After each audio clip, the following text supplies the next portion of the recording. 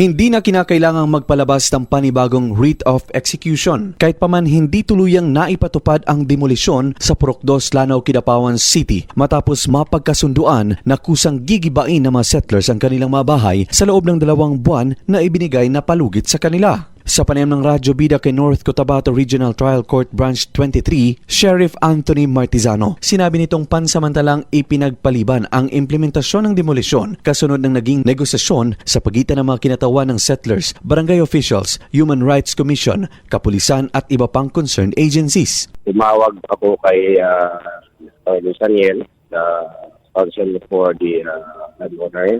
Sila po nag-usap.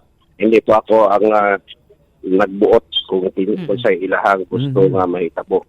So, momentarily, nagsupport si Atty. Daniel. Ayon kay Martizano, napagkasunduan na sa loob ng 60 araw o 2 buwan ay voluntaryong aalisin ng mga settlers o sisirain ang kanilang tirahan at ihihinto ang anumang aktibidad sa lugar, dahilan upang hindi na kailangang ipatupad muli ang demolisyon. Dagdag pa ng sheriff, bahagi ng kasunduan na ang mismong mga settlers ang gigiba ng kanilang mga bahay at ito ay kanilang pagtitibayin sa pamamagitan ng paglagda sa mga kaukulang dokumento. Dili na kailangan mag-demolish because the settlers will voluntarily remove their houses. It's not after 2 months, but within 2 months. Nilinaw ni Martizano ang demolisyon ay nakabatay sa isang pinal na desisyon ng Korte Suprema at ang kanyang papel bilang sheriff ay limitado lamang sa pagpapatupad ng utos ng Korte. I have to make a report na not yet fully satisfied ang maong rate of demolition. Binigyang diin din ng opisyal na kung hindi matutupad ang napagkasunduan sa loob ng 2 buwan ay maaari ng agad ipatupad ang demolisyon nang hindi na nangangailangan ng panibagong writ of execution. Was not totally implemented because eventually